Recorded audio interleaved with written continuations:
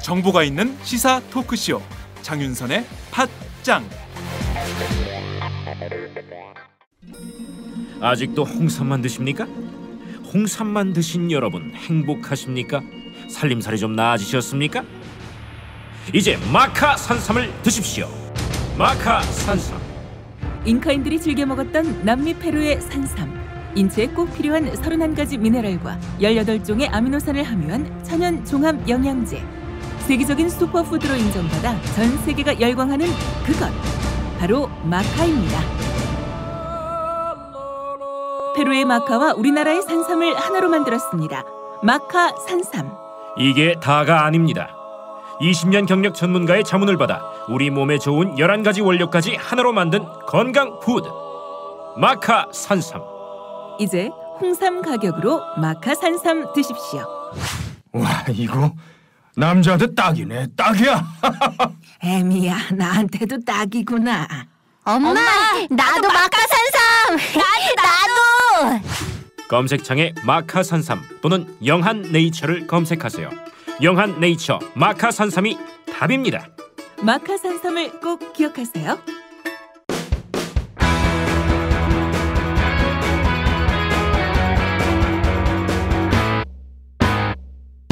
색깔 있는 인터뷰. 색깔 있는 인터뷰 시작하겠습니다. 오늘부터 이틀간 이완구 국무총리 후보자에 대한 국회 인사청문회가 시작이 되죠. 그동안 굉장히 많은 논란이 있었습니다. 병역, 땅 투기, 논문 표절, 황제 특강, 심지어 언론 보도 외압까지 상당히 많은 논란을 빚었는데요. 오늘은 이완구 총리 후보 인사청문 특별위원회 위원이신 진성준 새정치민주연합 의원님을 모시고 자세한 말씀 들어보도록 하겠습니다. 의원님 나와 계신가요? 네, 안녕하세요. 진성준입니다. 네, 아침 일찍 감사드립니다. 네, 인사청문회를 하셔야 되기 때문에 아침 일찍 녹음을 하자는 말씀에 제가 적극 동의를 했습니다. 고맙습니다. 예, 오늘 첫날인데요. 주로 핵심적으로 질의할 포인트 어떤 것이 있을까요? 오늘은 아마도 후보자의 도덕성 또 자질 검증이 중심이 될 것 같아요. 네. 그래서 그간에 많은 의혹들이 쏟아져 나왔는데 그 중에서도 가장 중요한 문제는 후보자의 언론관을 따져 묻는 것이 될 것이고요. 네. 잘 아시는 것처럼 기자들과 식사를 하며 대담하는 과정에서 자신이 언론사 간부에게 압력을 넣어서 불리한 기사가 나가지 못하도록 막았다라고 주장했고 또 거기서 더 나아가가지고 기자들의 언론인들의 인사에도 개입할 수 있는 것처럼 얘기했고 또 심지어는 협박도 했어요. 자기가 죽는지도 모르게 죽는다고 하면서. 그러니까요. 예. 이거는 과거 군사 독재 시절 계엄군한테서나 볼 수 있는 그런 언론관이라고 하지 않을 수 없습니다. 언론의 자유를 규정하고 있는 것이 우리 헌법인데 헌법과 자유민주적 기본 질서에 반하는 그런 언론관을 가지고 있기 때문에 이게 과연 총리로서 자격이 있는가 하는 문제를 심각하게 따져 묻지 않을 수 없지요. 네. 두 번째로는 후보자 본인과 또 차남에게 쏟아졌던 병역 문제입니다. 네. 후보자는 본인이 부주상골이라고 하는 희귀질병을 알아서 병역을 보충역 판정을 받게 되었다라고 주장하고 있지만 몇 차례 신체 검사 과정에서는 정상으로 판정받았고 또 때문에 현역 판정을 받았어요. 그런데 그것이 사무관 그러니까 행정고시에 합격하고 사무관으로 임용되었던 당시에 신체 검사를 받아가지고 결국 보충역 처분을 받았거든요. 이 과정이 석연치 않다라고 하는 점 지적하게 될 것이고 또 차남도 마찬가지입니다. 한 1년 넘게 걸린 과정에서 여러 차례 신체 검사를 받아가지고 결국 보충역 판정을 받았는데 무릎 인대 수술을 해서 병역 면제 처분을 받습니다.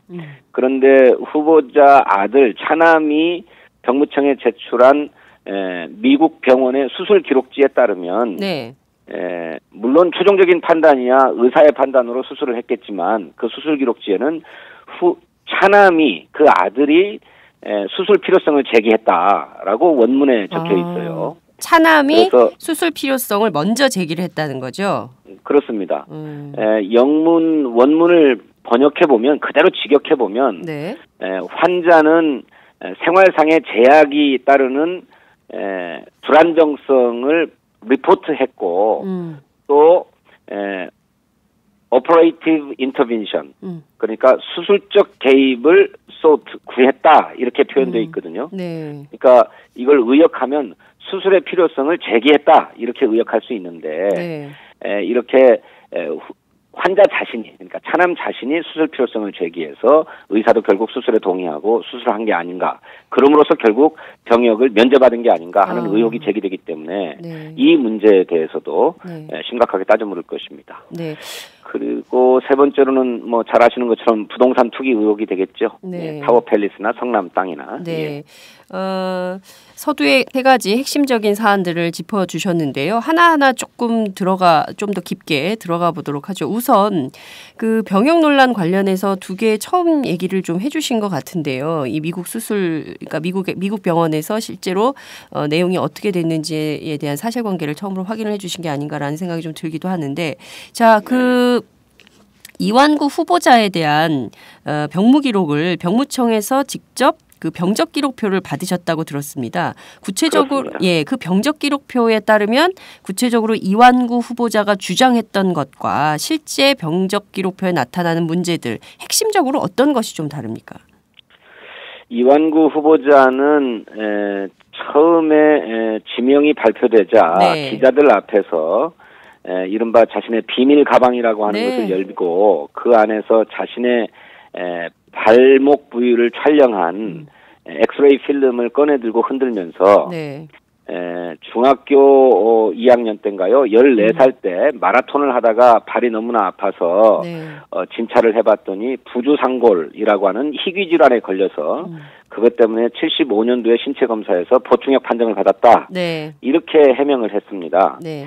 그런데 저희들이 병무청으로부터 제출받은 병적 기록표를 확인해 보니까 네. 최초의 신체 검사, 징병 검사는 1971년에 있었습니다. 근데 이 1971년 검사 때 네. 정상으로 판명되어 가지고 네. 갑종, 즉 1급 현역 판정을 받았습니다. 71년에는 네. 그렇습니다. 네. 그런데 이 후보자가 1974년에 행정고시에 합격을 해요. 네. 그리고 75년도에는 수습 사무원으로 네. 일선 기관에서 일을 하게 되는데 75년 6월 7일에 네. 입대를 하게 됩니다. 징집 영장이 나와가지고 입대를 했는데 네, 네. 이때 입영 신체 검사에서 네. 이의 제기를 해가지고 발이 아프니까 복무를 못한다라고 네. 하는 이의 제기를 해서 네. 당시 입영 신체 검사에서 무급 판정을 받아요. 요즘 말로 치면 7급인데 네. 7급은 병종을 판정하지 않고 재신체 검사하도록 돌려보내는 일입니다. 귀향 조치시키는 일이에요. 네. 그래가지고 75년 7월 10일에 네. 2차 신체 검사를 받습니다. 이때 2차 신체 검사 때는 본인이 적극적으로 어필을 했겠죠. 근데 그때도 역시 병무청은 네. 1을종, 다시 말해서 2급입니다. 네. 2급 판정을 내려서 역시 현역 판정을 내립니다. 그러자 현역. 이것에 대해서 다시 이의 제기를 해요. 병적 기록표상에는 진정을 제기하여 이런 표현이 있거든요. 네. 그러니까 그 이완구 후보자가 진정을 제기해서 네. 정밀 검사를 했더니 이것이 보충역이다. 그래서 1을종을 3을종으로 변경하고 네. 2급을 4급으로 변경해서 네. 보충역 판정을 내립니다. 그러니까 여기에는 대학생 재학 시절에 받았던 1971년 신체 검사에서는 1급 현역 판정을 받았는데 네. 사무관으로 임용된 다음에는 네. 그 배경과 지위가 작동을 해서 얼마든지 현역으로 입영할 수 있는 사람이 평발을 이유로 보충역 판정을 받은 게 아닌가라고 하는 의문이 제기되고 네. 특히나 문제 삼을 수 있는 부분은 네. 1975년 6월 7일에 네. 입대를 할 때 네. 이때 뭡니까 저 경제기획원에 네. 시보로 근무하고 있었는데 네, 네, 네. 이 경제기획원이나 경제기획원이 아닌가 보다. 홍성군청인가 보다. 홍성군청. 네. 홍성군청에 휴직계를 내지 않습니다. 휴직계를 그러니까, 내지 않는다고요? 그렇습니다. 그러니까 군에 입대할 사람이라면 네, 당연히 마땅히 군 입대 때문에 휴직할 수밖에 없다라 해서 휴직계를 내고 그 네. 휴직 명령을 받아서 군에 입대해야 하는데 네. 휴직계 기록이 전혀 없어요. 공무원 인사기록 카드에. 아. 그래서 그냥 이 사람은 군에 들어가서 이병 신체 검사에서 문제를 제기해서 돌아와야 되겠다, 면제를 받아야 되겠다, 이런 계획을 속으로 하고 네. 휴직계를 내지 않고 군에 갔던 게 아닌가라고 하는 의혹이 제기됩니다. 네, 말씀하신 내용을 들어보면 이완구 당시 그 총리 후보자가 기자들한테 얘기했던 것은 굉장히 놀랐거든요. 50년 전 엑스레이까지 가지고서 굉장히 네. 꼼꼼하게 철저하게 그 스펙 관리를 해온 공직자가 아니었냐, 뭐 이런 얘기까지 당시에 기자들이 했었는데 실제로 네. 병적 기록표를 쭉 봤더니 71년도에는 현역 1급 현역 편장을 분명히 받았던 기록이 있고 그리고 네. 이제 75년 입대 당시에는 심지어 홍성군청에 휴직계도 내지 않고 아주 꼼꼼하게 어떻게든지 그 4급 보충역 판정을 받기 위한 노력을 상당히 한 걸로 보이네요. 이 기록만 꼼꼼히 놓고 본다 하더라도. 그렇습니다. 수년에 걸쳐서 네. 그런 병역을 그러니까 급을 낮추기 위해서 많은 노력을 했던 것이죠. 네. 그러니까 일반인이라면 뭐 그 시절에 감히 이렇게 하기도 어려운데 당시에 본인이 사무관이었고 그리고 어쨌든 이제 공무원이라는 지위를 이용해서 이렇게 끊임없이 그 병역을 좀 기피하려는 그런 그 흔적이 보인다 이렇게 볼 수도 있을 것 같다라는 생각이 좀 듭니다. 이것은 좀 오늘 인사청문회에서도 이 점 좀 꼼꼼히 따져봐야 되지 않을까 싶기도 한데요. 무엇보다 국보위 경력도 심각한 거 아닌가라는 생각이 좀 드는데 의원님께서 처음 이 문제도 제기하셨습니다. 예. 네네. 후보자는 그렇게 경제기획원의 사무관으로 일을 하다가 네. 78년도에 본인이 경찰로 자원을 해요. 네. 그래서 당시에 치안본부였는데 네. 치안본부장 유흥수 본부장에게 발탁이 되어가지고 경찰로 채용이 됩니다. 전직을 하게 되는 거죠. 네.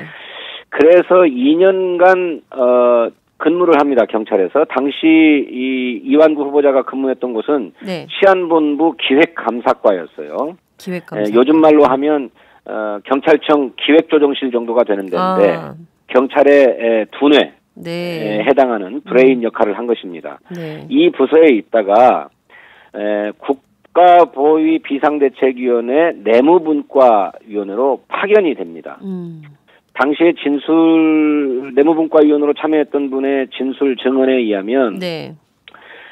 경찰 인력 한 명이 더 필요해서 치안본부장에게 똘똘한 사람으로 좀 추천해달라라고 하니까 유흥수 치안본부장이 이완구 경정을 데려왔다. 이런 진술이 있거든요. 네. 그래서 이완구 후보자가 국보위 내무분과의 행정요원으로 파견돼서 일을 하게 됩니다. 네. 이와 관련해가지고 이 국보위 내무분과위원회가 네. 국보위 사회정화분과위원회와 함께 네. 삼청교육대 사건을 주도했는데 전체적으로 삼청계획 5호라고 하는 삼청교육대 사건의 총 계획을 위반한 것은 사회정화분과위원회고 네. 그걸 전체적으로 조정 통제한 것은 사회정화분과위원회지만 네. 내무분과위원회는 그 중에서도 특별한 자기 업무가 있었습니다. 그 책임 업무가 뭐냐면 네네. 사전에 불량자 현황을 파악을 하고 검거자 리스트를 작성하고 네. 또 그 검거 계획을 세우는 것이 내무분과위원회의 주요 임무였습니다. 네. 그래서 이 삼청교육대 사건과 관련된 검거 계획 작전을 위반하고 대상을 선정하고 하는 일을 내무분과위원회가 주도적으로 했단 말이죠. 이때 이완구 후보자가 주도적인 역할을 한 게 아니냐라고 하는 의혹을 제기했습니다. 네. 그러자 이완구 후보자는 자기는 20대 후반의 말단 경정으로서 네. 문서 수발이나 연락 업무 같은 단순 업무만을 했지 정책 결정이나 이런 데는 참여하지 않았다 이렇게 얘기를 했는데 네네. 물론 정책 결정에는 참여하지 못했을 것입니다. 하지만 정책 결정에 초안이 되는 기초 자료, 이를테면 기안서 같은 것은 작성했을 것이다라고 하는 것이 네. 여러분들의 진술입니다. 실제로 당시에 행정요원 산하에는 네. 6급, 7급 공무원들도 배치되어서 일을 하고 있었고 네. 당시에 우리 이완구 후보자가 경정이었기 때문에 네. 사무관급이거든요. 네네네. 5급에 해당하는데 그 밑으로도 실무적인 일들을 했던 사람들이 있습니다. 그랬기 때문에 본인이 얘기했던 것처럼 무슨 연락 업무나 하고 문서 수발이나 했다라고 하는 거는 그보다 훨씬 하위직에 있는 공무원들이 했던 일이고 네. 이완구 후보자는 그렇게 상부의 지침을 받아서 구체적인 계획을 마련하거나 입안하는 네. 그런 역할을 했던 것으로 짐작됩니다. 네. 더구나 당시에 내무분과 위원으로 참여했던 한 분의 진술에 의하면 네.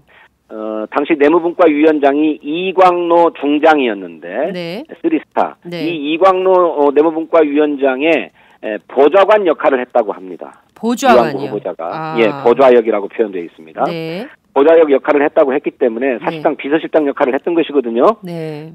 그랬기 때문에 단순한 무슨 문서 수발이나 연락 업무만을 한 것은 결단코 아니었을 것이다. 라고 하는 것이 합리적인 추론이라고 할 것입니다. 근데 문제는 이것을 입증할 자료가 전부 다 파기되어 버렸기 때문에 자료가 남아있지 않아서 이걸 물리적으로 입증하기가 어렵다는 거예요. 네. 진술에 의존해야만 하죠. 네.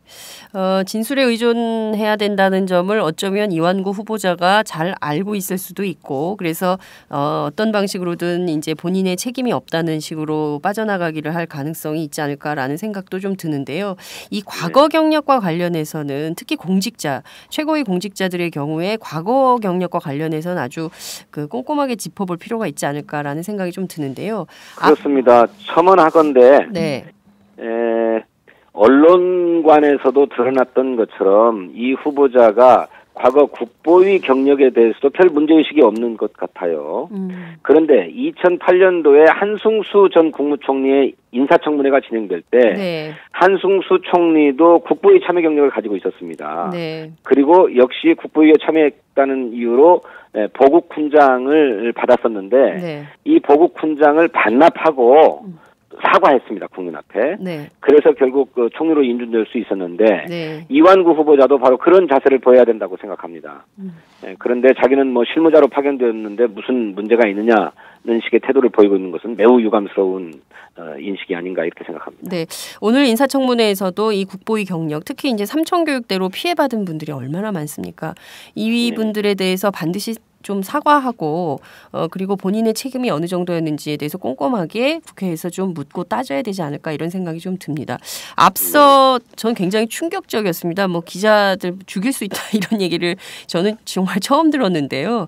그리고 인사에 개입할 수도 있고 또 기사를 자기가 얼마든지 충분히 이제 주물럭거릴 수 있다라는 식으로 얘기를 한 데에 대해서 지금 한국기자협회도 성명을 내고 문제를 삼고 있습니다. 이 총리 후보자의 이 그릇된 언론관 이것은 정말 말씀하신 대로 계엄군에게서나 볼 수 있는 그런 언론관이다 이렇게 지적을 해주셨는데 이 문제는 좀 어떤 방식으로 어떻게 좀 인사청문회에서 문제 삼을 계획이신가요?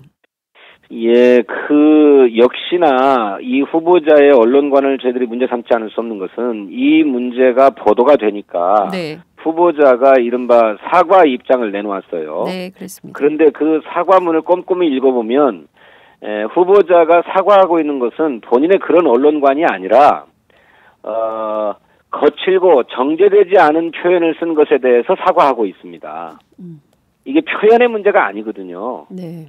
아까 말씀하셨던 것처럼 자신에게 불리한 기사를 언론사 간부에게 얘기해서 막을 수 있다. 막았다. 네. 또 그 텔레비전 토론에 나간 패널을 급히 바꾸라고 해가지고 바꿨다. 네. 뿐만 아니라 인사에 다 개입할 수 있다. 또 심지어는 걔 안 돼. 그러면 걔 죽는다. 지가 죽는지도 모르고 죽는다. 이런 표현까지도 쓰고 있거든요. 네. 이거는 단순히 표현의 문제가 아니라 언론을 얼마든지 장악하고 통제할 수 있고 주무를 수 있다라고 하는 이런 인식을 보여주고 있는 것이기 때문에 네.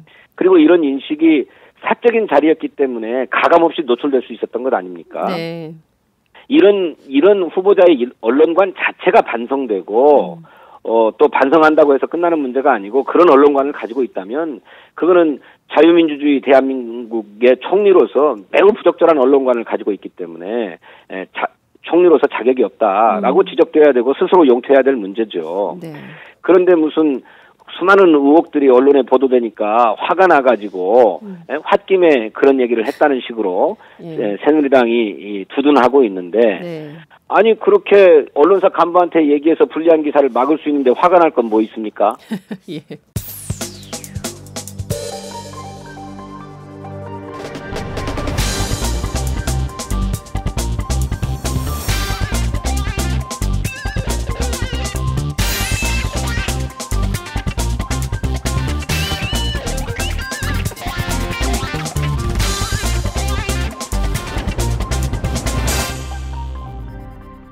장윤선의 팟짱. 정말 이해할 수가 없는 태도입니다. 그리고 홧김에 그런 식으로 했다 이것도 말이 안 되죠. 홧김에 언론사 간부한테 전화해서 기자들에 대해서 또 토론자에 대해서 이렇게 인사 개입도 마음대로 할 수 있다라고 이렇게 한다는 것 자체. 근데 사실 이 언론과는 바꾸기가 어렵거든요. 아, 그러면요. 그렇습니다. 그래서 이게 굉장히 심각한 하자가 있는 거 아닌가라는 생각이 좀 들기도 하는데요. 너무나 많은 문제들이 있어서 하나하나 꼼꼼히 따지려면 순서가 많이 남아 있어서요. 그 분당 땅 있지 않습니까? 그리고 또 타워팰리스 투기 이거는 좀 정말 이게 과거의 공직자들도 많이 그랬지만 이분도 어김없이 이런 부동산 투기 의혹이 있는 것 같습니다. 이완구 후보자는 그의 부친으로부터 물려받은 응암동 주택을 담보로 해서 당시에 대출받은 돈이 480만 원 정도 된다고 그럽니다. 그러니까 사무관에 임명된 직후인데 행정고시 합격하고 그걸 미천으로 해가지고 끊임없이 자기 아파트, 자기 자산을 불려와요. 그것이 모두 다 강남의 투기 광풍이 일었던 지역의 아파트를 중심으로 해서 이루어집니다. 그러니까 뭐 집을 두 채, 세 채 놓고서 막 뭐 땅 투기, 부동산 투기를 했다고는 보기 어렵지만 어쨌든 자기 한 채의 집을 가지고 끊임없이 개발 정보들을 이용했든지 이런 그 부동산 투기 지역을 중심으로 자기 자산을 불려왔고 또 성남 땅의 경우에는 정말로 석연치 않습니다. 저희들의 제보를 받은 바에 의하면 일본에서 의사로 일했던 장인어른이 귀국해가지고 전원주택에서 살고 싶어서 땅을 사달라고 해서 본인이 알아봐줬다 이렇게 얘기를 하고 있는데 그분이 그 이전부터 병을 앓고 있었다고 합니다. 그런데 그 당시만 해도 성남의 그 대장동 지역이 언제 주택 허가가 나가지고 언제 지어질지 개발이 될지 모르는 상황이었거든요. 그래서 확실한 개발 정보가 아니면 땅을 사기가 어려운 시점이었어요. 그런데 그 땅을 장인이 사달라고 해서 샀다고 하거든요.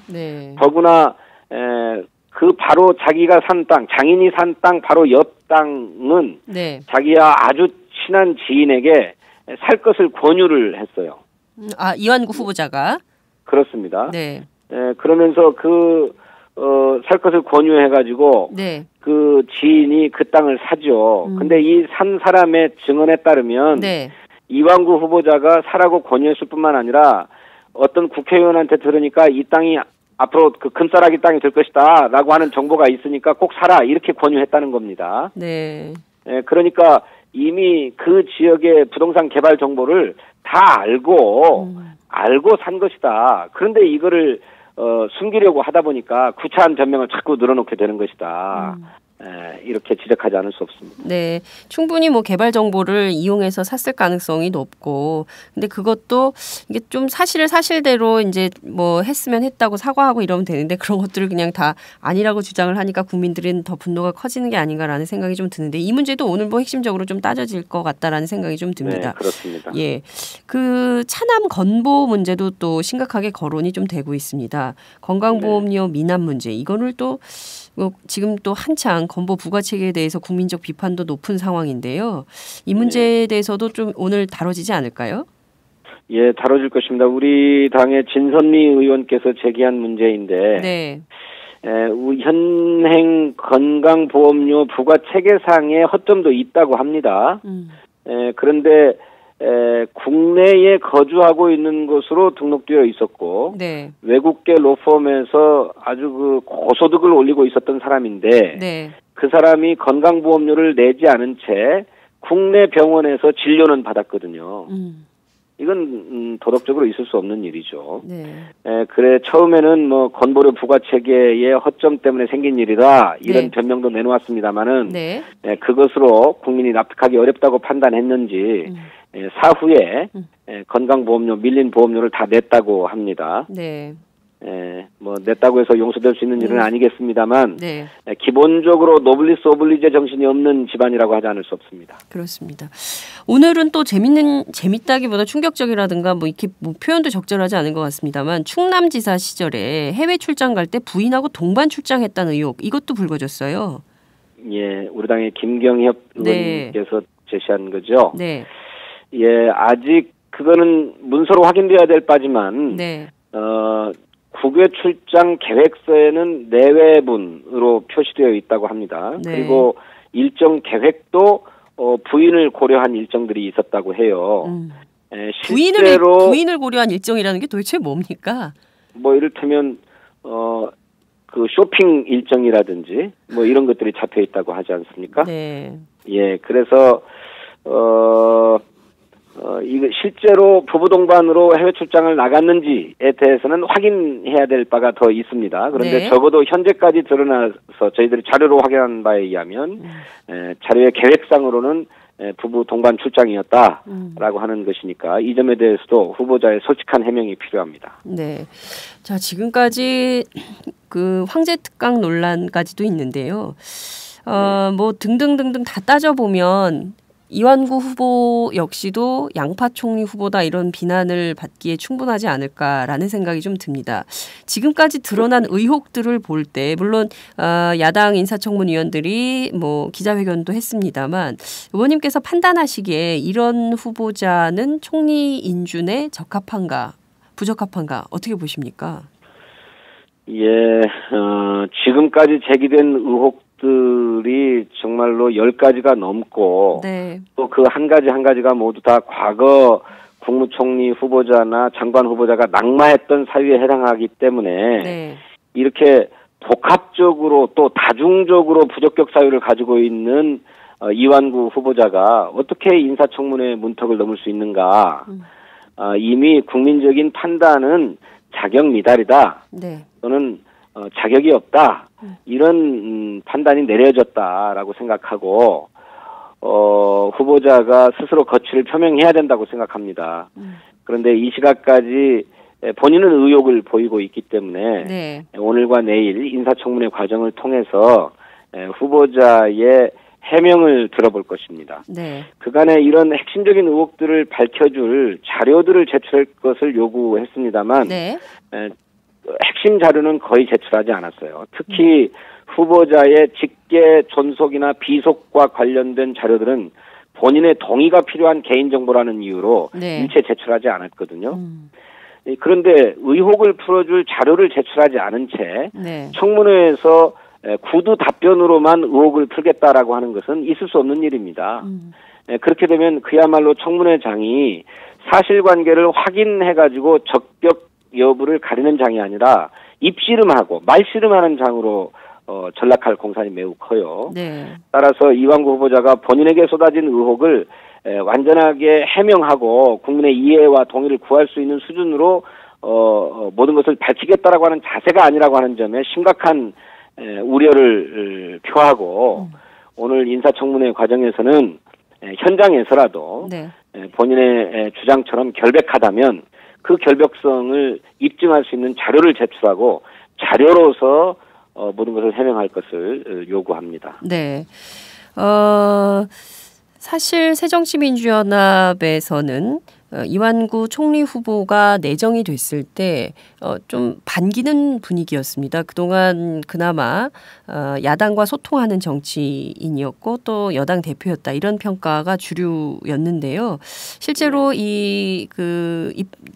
검증하는 과정에서 상당히 많은 부적격 사유들이 발견이 되면서 입장을 좀 바꾸고 있는 것은 아닌가 뭐 이런 얘기도 나오고 있는데요. 실제 당내에서는 좀 어떤 분위기인가요? 이완구 총리 후보자에 대해서 이거 낙마감이다, 그렇지 않다, 좀 어떤 입장이 좀 나오고 있습니까? 네, 말씀하신 것처럼 정치인 출신 총리 후보자였기 때문에 기대가 있었던 게 사실입니다. 선거 과정을 통해서, 그것도 뭐 몇 차례에 걸친 선거 과정을 통해서 일단 대중적인 심판을 받은 분이기 때문에 큰 도덕적 결함이나 결격 사유는 없을 것이다라고 하는 기대도 있었던 게 사실입니다. 네. 그런데 정작 지명이 발표되고 인사 검증에 들어가니까 네. 뭐 셀 수도 없을 만큼 많은 의혹들이 터져 나오고 있고 그 의혹들마다 어느 것 하나 시원하게 해명된 자료가 있다거나 설명이 없었습니다. 네. 그래서 점점 더 이거 처음에 기대하고는 다르다. 이거 낙마감 아니냐라고 하는 의견이 높아지고 있고, 네. 새 지도부도 역시 마찬가지로, 이거는, 문제가 많다라고 하는 입장입니다만, 어쨌든 인사청문회를 지켜보고, 네. 인사청문회 결과에 따라서 최종적인 입장을 결정하겠다라고 하는 상황인데, 지금은 여당 내부에서조차도 솔직히 말해서 낙마감 아니냐라고 하는 얘기가 나올 정도로 네. 이완구 후보자는 이미 판명이 내려진 게 아닌가 이런 생각이 듭니다. 네, 말씀하신 대로 이완구 총리 후보가 낙마감이면 또 이제 인준이 안 되면 안대희, 문창극 후보에 이어서 세 번째로 또 낙마하는 세 번째 총리 후보가 되지 않을까라는 전망도 좀 해볼 수 있나 이런 생각은 드는데 좀 어떻게 보십니까? 그죠? 어떻게 전망하십니까?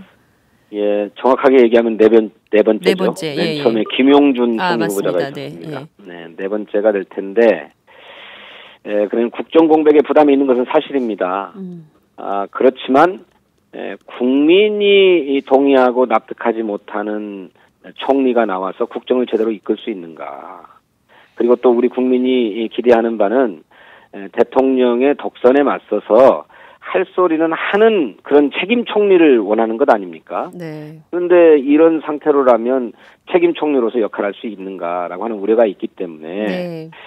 그런 국정 공백의 우려를 하지 않을 수 없지만 그럼에도 불구하고 더 중요한 가치가 있기 때문에 그런 가능성을 배제할 수 없다. 문턱에 걸려서 넘어지는 네. 그런 사태를 배제할 수 없다 이렇게 생각합니다. 네, 이완구 총리 후보 지난번 청와대 인사회 때 각하삼창을 해서 또 논란을 빚었던 바 있습니다.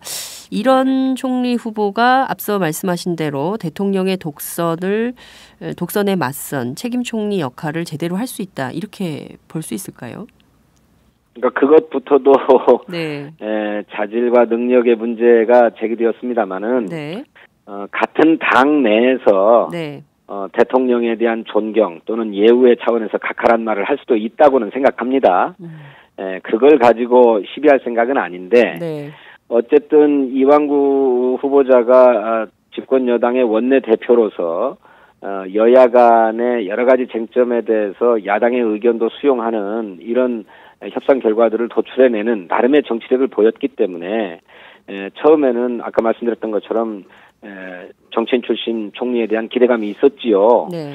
그런데 이토록 많은 국민적 의혹을 아는 채로 총리에 인준되어서 임명되고 나면 네. 그런 총리가 대통령에게 할 말을 제대로 할 수 있겠는가. 그러지 못할 것이다. 그러면 결국 뭐 바지 총리, 얼굴 총리 또는 뭐 총알바지 총리라는 네. 전임 총리의 오명을 이완구 총리도 똑같이 뒤집어 쓰게 되는 게 아닌가 하는 우려를 갖지 않을 수 없는 거죠. 네, 알겠습니다. 그 지금까지 불거진 의혹 이외에 오늘 또 새롭게 공개될 의혹을 준비하신 게 좀 있으십니까? 글쎄요. 자료를 통해서 확인해 봐야 되겠습니다만 네. 이완구 후보자는 재산 신고 자체가 투명하게 이루어지지 못한 사례가 몇 가지 나옵니다. 네. 그중에 가장 핵심적인 것은 이완구 후보자가 2013년도 4월 달에 보궐선거를 통해서 네. 국회에 다시 들어오게 됐는데 이때 보궐선거 당시부터 2014년 11월까지 거주했던 부여의 거주지가 그의 지금 비서관으로 있는 김민수 씨의 집을 임차한 것으로 되어 있는데 네. 이것이 이 임차 내역이 불분명합니다.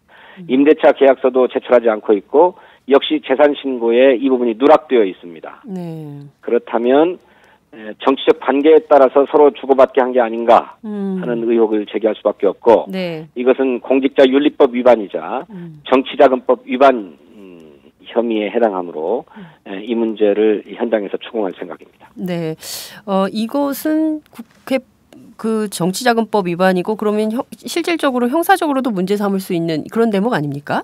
예, 그렇습니다. 네. 그래서 자료를 제출할 것을 요구했는데 네. 아직까지 자료를 제출하지 않고 있고 네. 인사청문 준비단에서는 그런 자료를 후보자로부터 받은 게 없으니까 낼 수가 없다. 네. 청문회장에서 따져달라. 이렇게 얘기를 하고 있어요. 아이고. 인사청문 준비단 실무자들이. 그래서 이 문제에 대한 해명이 네. 분명하게 이루어지지 않으면 형사적인 사안으로 또 갈 수 있는 사안이다 이렇게 생각합니다. 네, 이 문제 역시도 굉장히 중요한 쟁점이 될 수 있고 그 비서관의 집에 이렇게 임차한 내역이 있다라고 하는 것은 사실 말씀하신 대로 정치적 관계에 따라서 주고받게 했을 가능성이 매우 높다 이렇게 볼 수 있기 때문에 이것은 결과적으로는 이완구 후보가 형사처벌 대상까지도 갈 수 있는 이런 상황이 아닌가 이런 생각이 좀 들기도 합니다. 이 점도 오늘 꼼꼼히 따져 주셔야 될 것 같습니다. 네, 네. 그렇겠습니다. 알겠습니다. 오늘 말씀 정말 잘 들었습니다. 감사합니다. 네, 고맙습니다. 네, 지금까지 새정치민주연합 진성준 의원과 함께했습니다. 안녕하세요. 장윤선의 팟짱 애청자 여러분. 저는 김병기입니다. 전에는 편집국장이었는데요. 지금은 10만인 클럽 회원이자 본부장 맡고 있습니다. 그런데 10만인 클럽이 뭐지? 이렇게 궁금해하시는 분들 많으실 겁니다. 오마이뉴스에 자발적으로 구독료를 내는 시민들의 모임입니다. 지금 매월 후원해주시는 분이 몇 명이죠? 8,000명이요. 그럼 앞으로 몇 명을 모아야 합니까? 10만 명이요. 참 갈 길이 멉니다. 그런데 조중동 구독자는 많게는 100만. 이래서 진보 언론 살아남을 수 있을까요? 10만인 클럽 후원으로 만들어지는 팟짱 응원하고 싶으시다고요? 지금 전화주세요.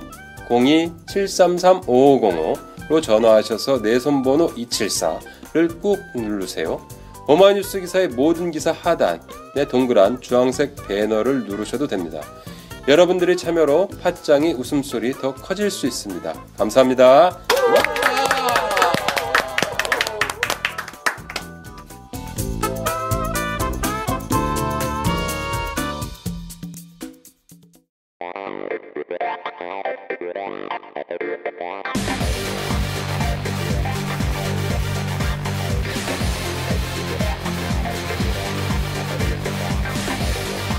정보가 있는 시사 토크쇼 장윤선의 팟짱.